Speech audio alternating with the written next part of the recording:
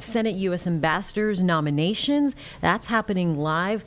Looks like the Senate Foreign Relations Committee hearings, Canada, big topic, and so they are examining some of the nominations, including one of Peter Hoekstra of Michigan to be ambassador to Canada, among others, George Glass of Oregon to be ambassador to Japan, and Ronald Johnson of Florida to be ambassador to the United Mexican States, all of the Department of State. Let's go to them live here on Live Impact News on WCNC Plus. Officer at CIA with service around the world, including multiple tours in Afghanistan and Iraq. Finally served as U.S. Ambassador to El Salvador from 2019 to 2021.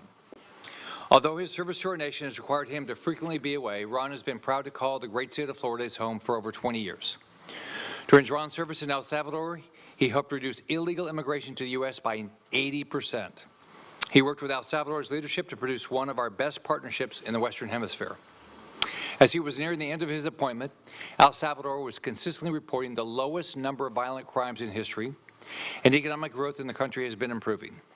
Now well poised to receive more foreign and domestic investment in its economic sectors. He also worked with Salvadorian and U.S. law enforcement authorities to increase counter-narcotic activities by 500% and to cooperate cross borders to investigate, track, arrest, prosecute, and extradite gang members operating in both countries. By the time Ron's service in El Salvador ended, the U.S.-El Salvador relationship was stronger than it had ever been. Ron's efforts were recognized in 2020 when the State Department awarded him the Sue M. Cobb Award for Exemplary Diplomatic Service. President Trump chose a leader who can deliver for Americans and for the great men and women of our diplomatic service who are stationed in Mexico. His extensive experience in Special Forces, CIA, and diplomacy make him an exceptional candidate to be the next ambassador to Mexico. With his and Secretary of State Marco Rubio's leadership, our diplomatic mission to Mexico will be successful. Over the past 4 years, Mexico has played a part in allowing terrorists, drugs, and illegal immigration across our border with the failed open border policies of the Biden administration. As we work to ensure Mexico does their part in curbing the border and fentanyl crisis, we need strong leadership like Ron at the helm. Ron is deeply committed to the men and women who serve. I am confident that his skills, character, expertise will make him an effective ambassador to Mexico.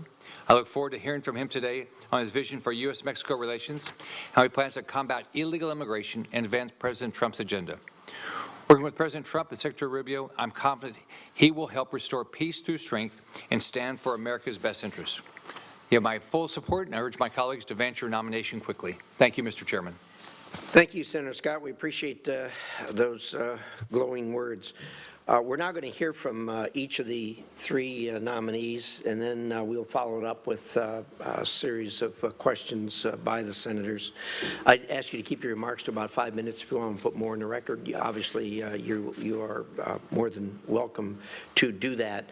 These three are incredibly important to us. Obviously, I've worked with the White House to prioritize our hearings on a basis that the countries that are incredible. You are watching Live Impact News on WCNC Plus. We're listening into the senators' nominations hearings on a number of nominees to be U.S. ambassadors. On the upper right side of the screen, a small plane crash out of the Dallas area in Mesquite, Texas, where a pilot was on board, crashed shortly after takeoff. And then a look there live right now as U.S. aid workers are rallying in Washington, D.C.